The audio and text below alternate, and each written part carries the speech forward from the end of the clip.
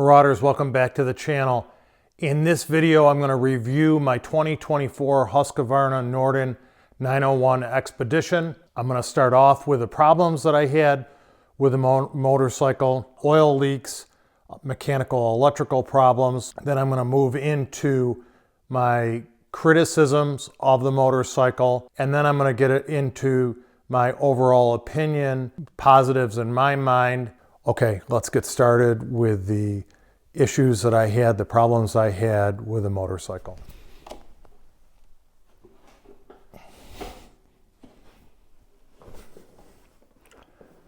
Also be reviewing the accessories I put on the motorcycle. But those of you who have been following the channel know that one of for street motorcycles, adventure motorcycles, something that's mandatory with me, probably because of my age, is that I insist that motorcycles have cruise control. First reason is when I'm riding, especially around town in my neighborhood and people I know, I don't want to exceed the speed limit. I want to ride within the speed limit. And these motorcycles, especially this one with 105 horsepower, and it's light, relatively light, 472 pounds. They're very fast, and I don't want to exceed the speed limit, so I, most of the time, am clicking on cruise control, which this motorcycle has. And when I first got the motorcycle, the cruise control was excellent.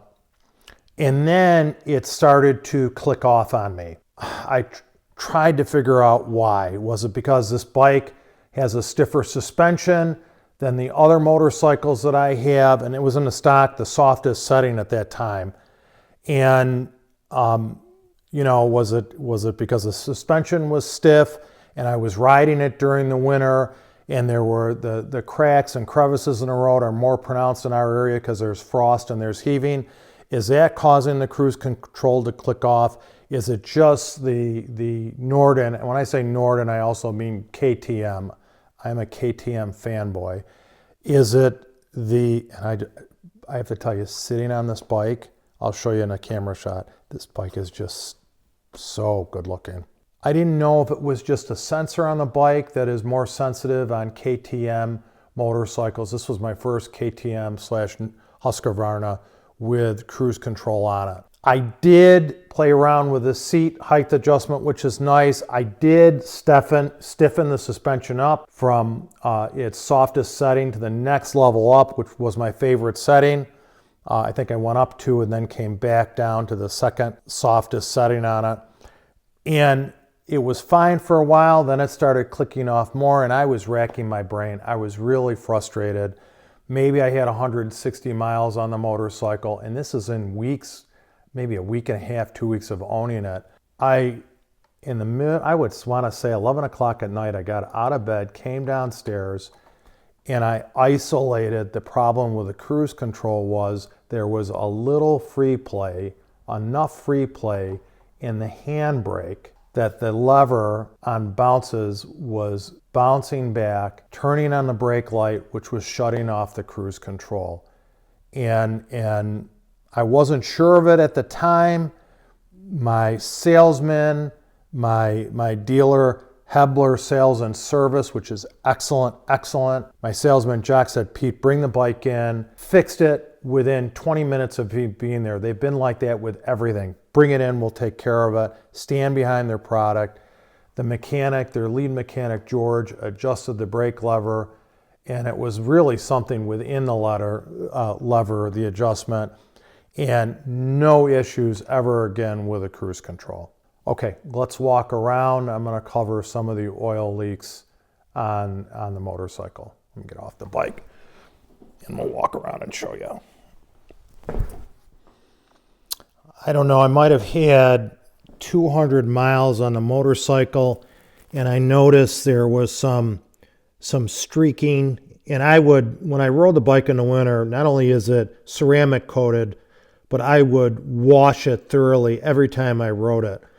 I noticed there was some streaking down on the lower end of the crankcase, and it was not enough for the engine to run out of oil, but just enough to say it's not right and there's something wrong. A new motorcycle shouldn't leak oil.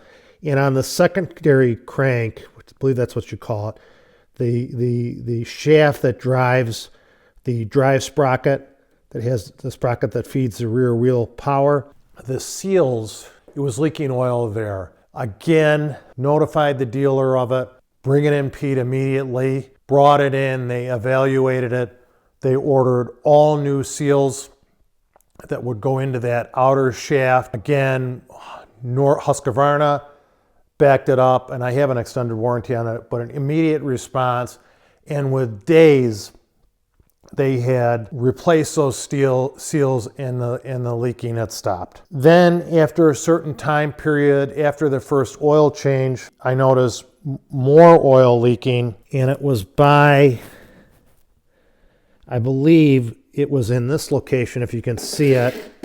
Some oil was pooling around the belly pan and on the garage floor, and the bike had sat for a while.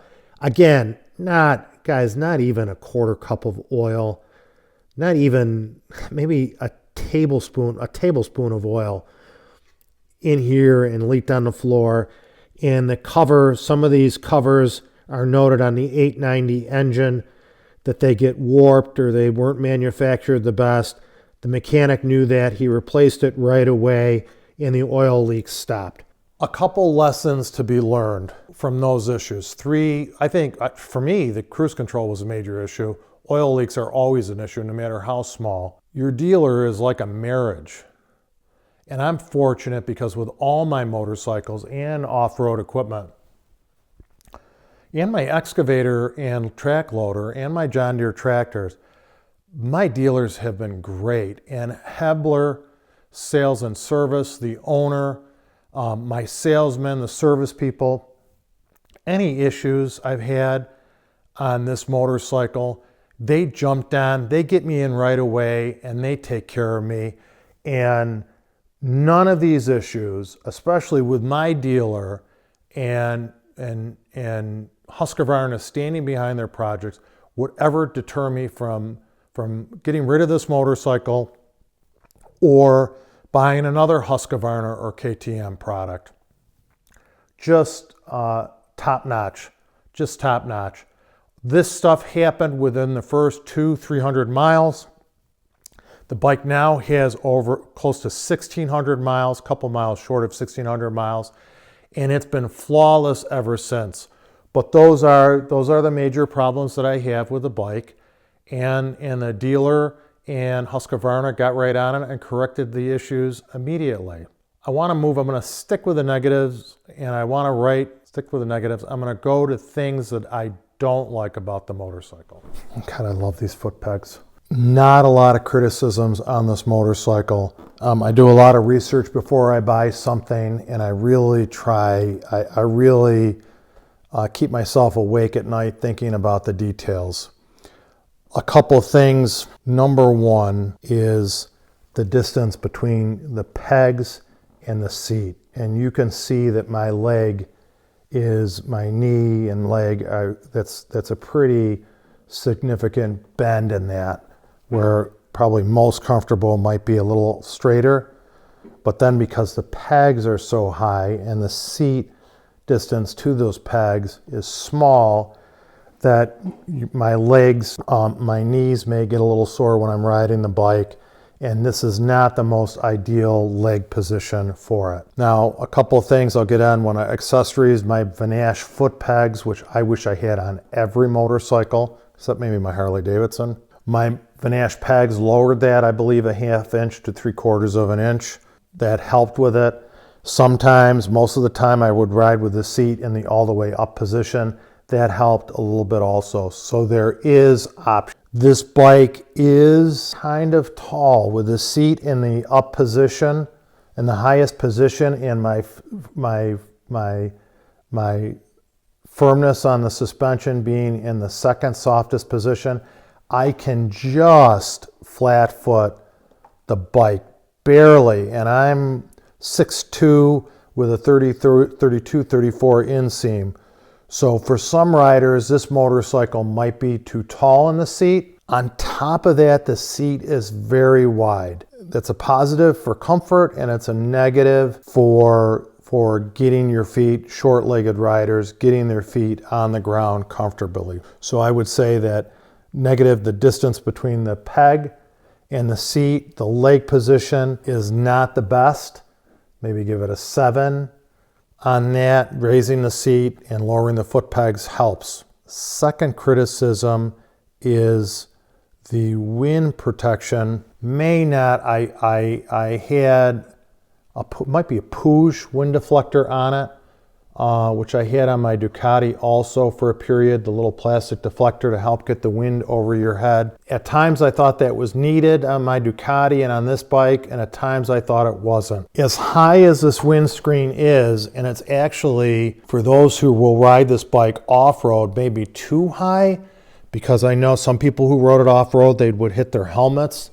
If the front end came up quickly, they'd hit their helmets, their chin guards. You could see how that could happen in different riding positions. I would say the wind protection could be a little better. I'm not sure how they would do that, whether making it taller or wider. I really don't know. But I would say if I was going to really criticize it, the wind protection would be on that list. The third is engine noise. The sound of the engine when you first start it didn't really bother me. It seems that other people who own these and on YouTube seem to be critical of that, and it is a little clangy, no doubt about it. Let's give it a quick start in the garage during the middle of winter with all the doors shut.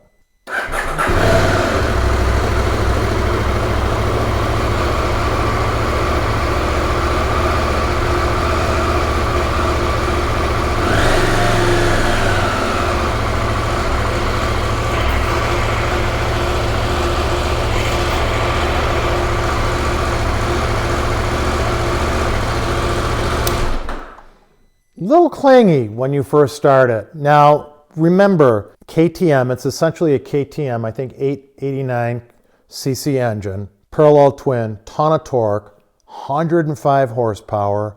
When you hit the power band on this bike, she takes off.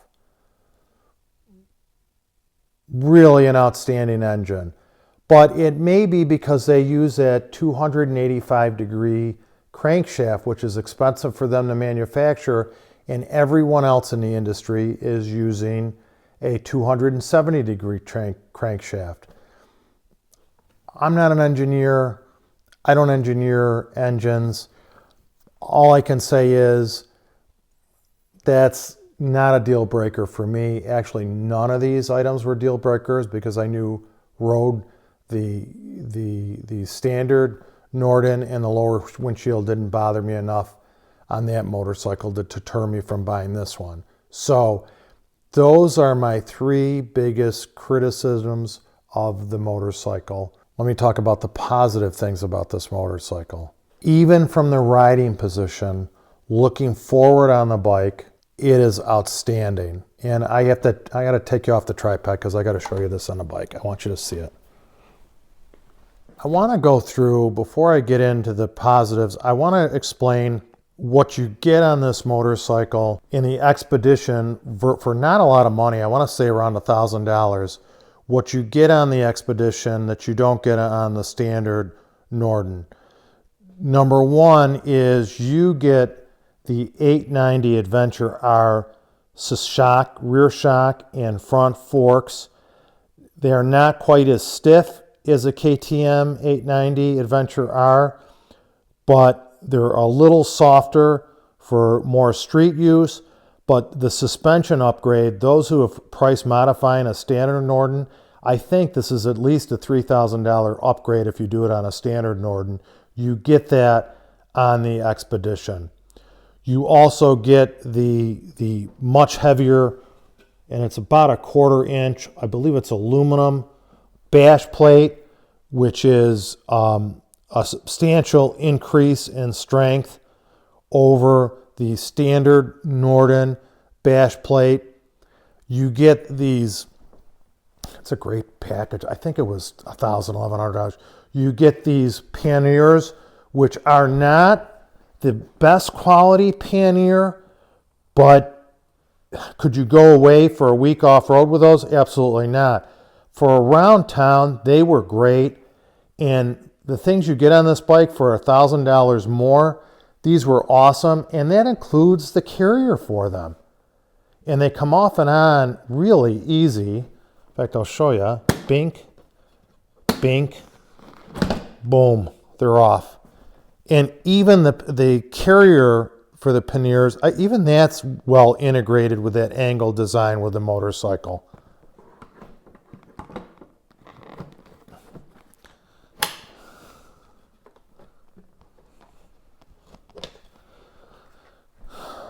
Let's walk around here. Again, with the Expedition, heated hand grips. For me, that's a must. Heated seats, a must.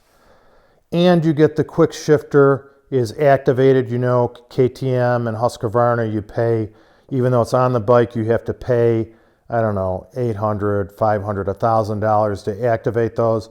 In the Expedition model, it comes activated along with the cruise control. And also, I think 2 or 3 additional riding modes, which is important. So, to me, well worth the additional money that you pay extra to get the Expedition.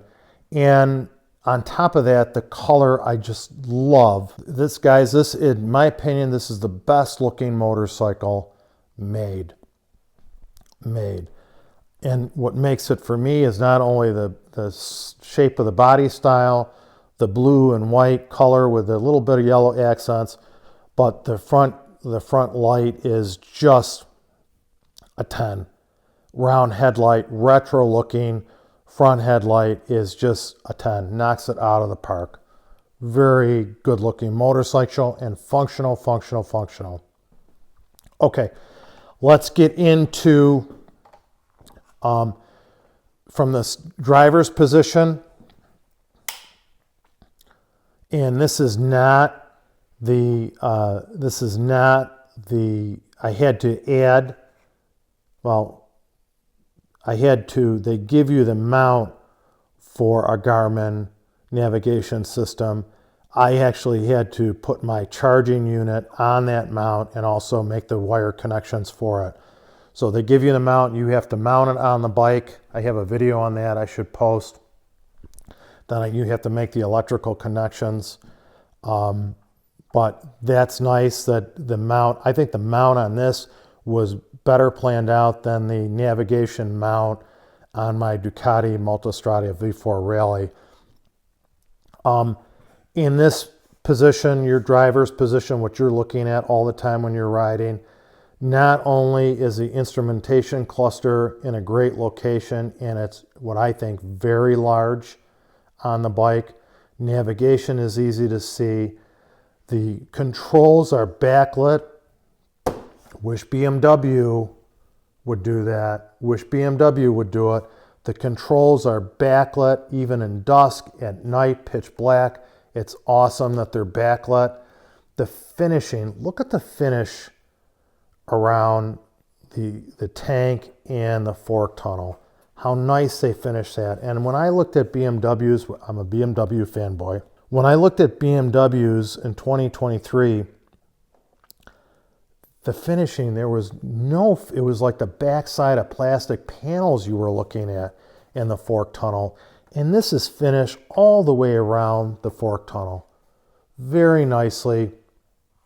Looking at these very functional, expensive forks on the bike, the fuel filling cap, everything from this vantage point was first class. The mirrors are very functional. Vibration in the handlebars I did not think was bad at all. Driver comfort, other than that knee position, I give it a 10 on the bike. And I believe the finishing they did in this area, the engineering and the aesthetics, was great. They give you, I had my quad lock with the isolator mount and the charging mount here. They give you a USB port right over here to plug it into. That's excellent. They also give you a power port here that you could use to plug in for an air pump or to power your phone or navigation system you mounted on your bars.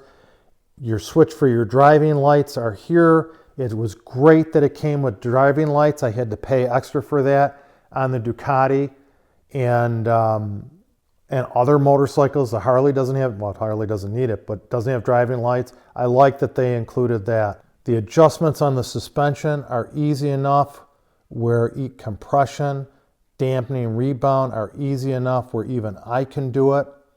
I think rebound's on one side and compression's on the other, and very easy to do. And also on the rear shock, it's the same thing.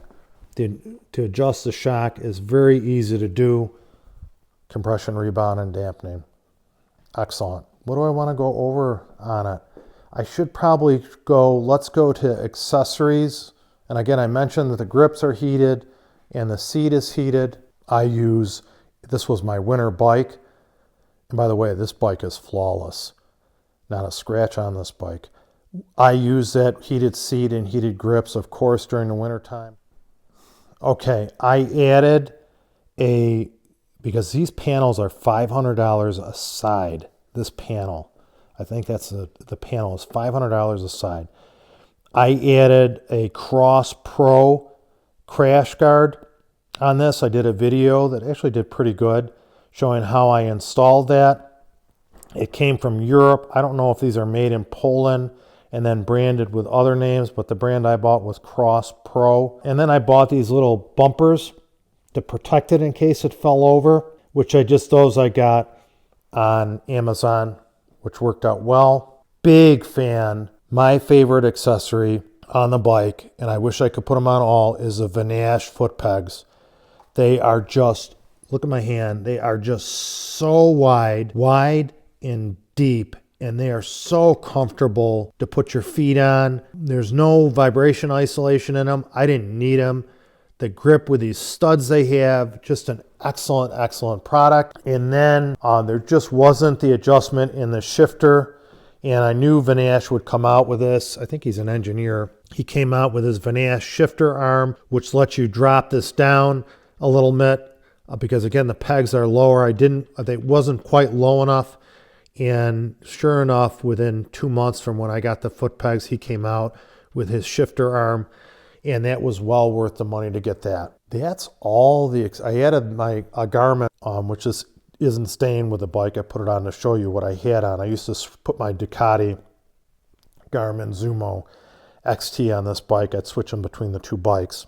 That's a new product I bought for the BMW, a new Garmin Zumo XT2.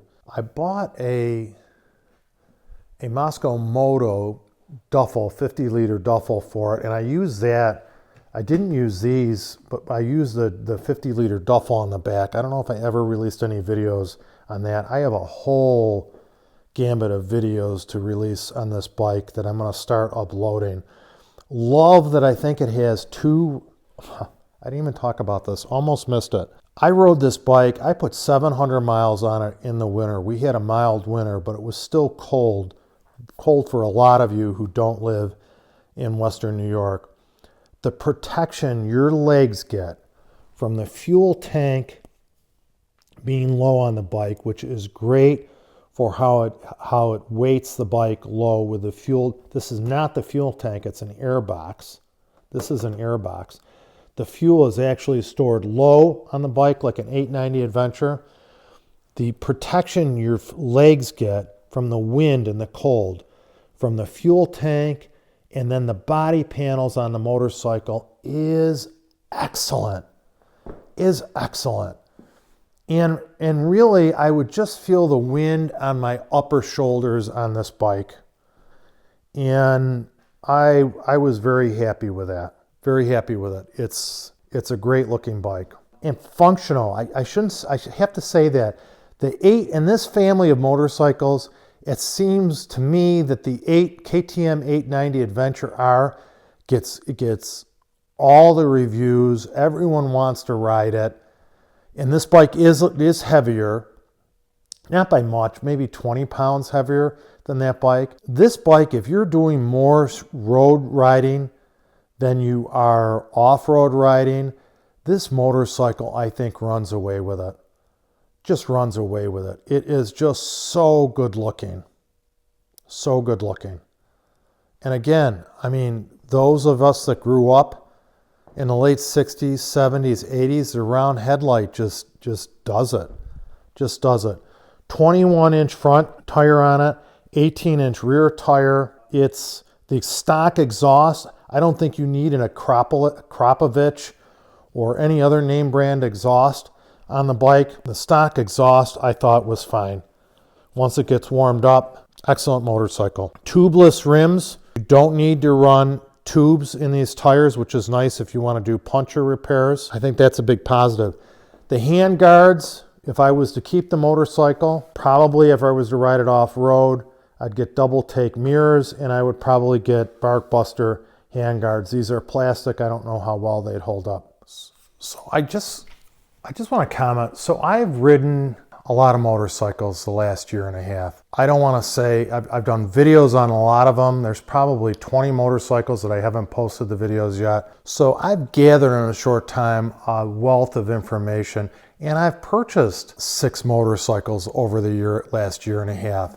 They're pretty diverse. My dual sport KTM EXCF 500 6-days, which I didn't want that bike, but I really like it. I just wanted the standard KTM. My 990 Duke I love for summer riding. My dream bike, my bucket list bike, 2024 Harley-Davidson Road Glide. Sorry, it's not the most glamorous view. And then also, these were my 2 bucket list bikes. My bucket list bike, which I had panniers ordered for it, 2025 BMW R1300 GSA. GSA, and they're totally redesigned. I didn't buy it in 2023 because they were going to redesign it. I knew it was coming to keep up with Ducati and KTM, and they did. I'll do a review on that motorcycle. Won't get into the looks of that. That's a controversy of its own. Of course, I think the Harley is beautiful. I still think, and you know what? I think I want you to see it on the stand.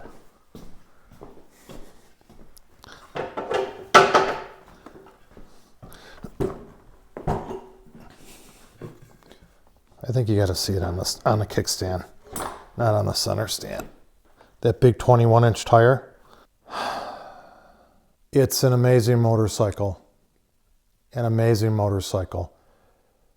As good looking as those bikes, I put a lot of time into researching them, test riding after test ride to feel comfortable with it, waiting for the new designs to come out. I say to my viewers over and over again, whether it's off-road equipment or even a tractor, but a side-by-side ATV, motorcycle, car, truck, you like the looks of what you're buying because, especially with motorcycles, side-by-sides, ATVs, most of the time they're in your garage like mine sitting and you see them puttering around, and it's nice to look at them and take what I call pride and ownership.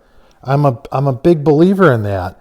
Part of it is liking the way they look, and I think the looks of this motorcycle, they knocked it out of the park.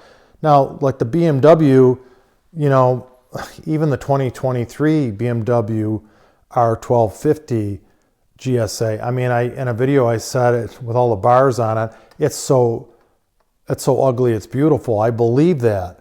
But this motorcycle, the body panels, the graphics on it, the color, even with this Cross Pro crash bar, it is still such a good looking bike. Still in the accent bronze engine components, if you can see it, the bronze pieces here and the chrome, very good looking motorcycle. Very good looking motorcycle. If you can't tell, I don't bash any brand of motorcycle, not one, but I'm very careful with my recommendations. Even with the issues I had with this motorcycle, I wouldn't hesitate to buy it again, and I would highly recommend it to someone as to put on your list for and to buy but to put on your list for motorcycles to check out. I didn't even mention, not only is the horsepower and torque of this engine class leading, the suspension engine is class leading in power.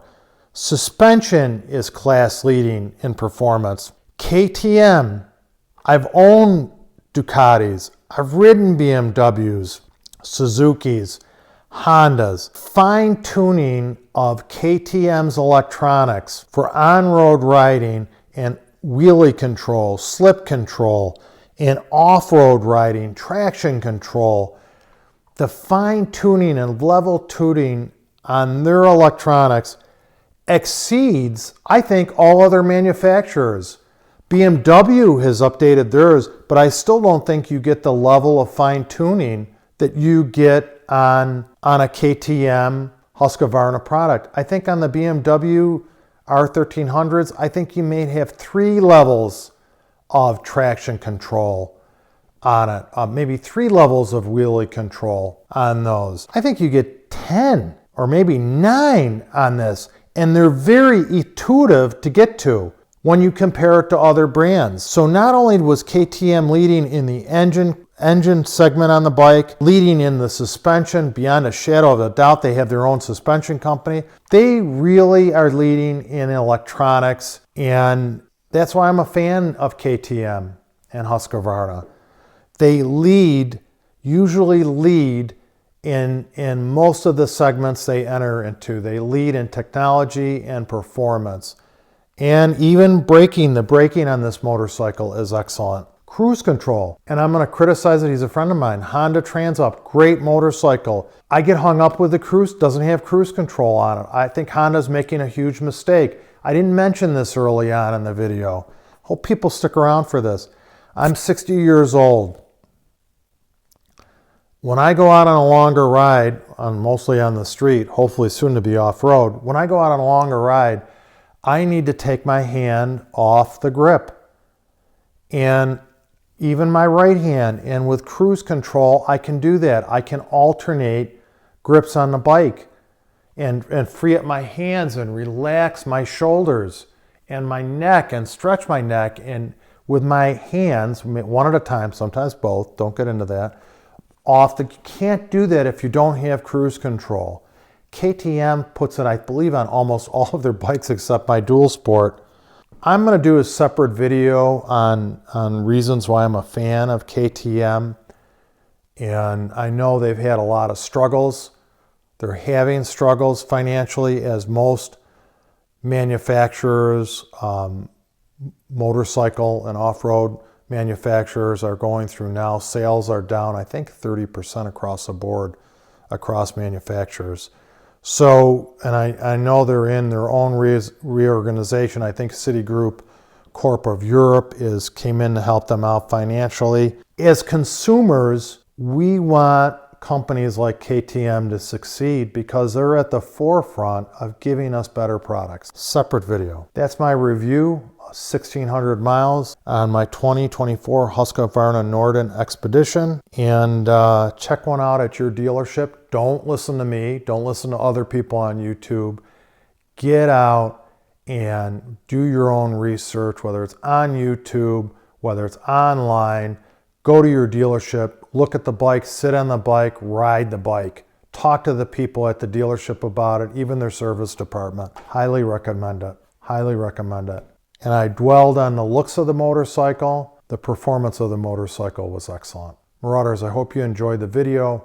Please consider subscribing to my channel. It's important to us creators. It's how we keep track, especially small ones like me. Please consider subscribing to my channel, liking the video, and sharing it with a friend. That would mean a lot to me, and your comments mean a lot, even the negative. Don't hold back. Sorry this video went a little long. If you're looking for a middle-sized adventure bike, I'd highly recommend it. I hope you stuck around to the end of the video. Thank you, guys.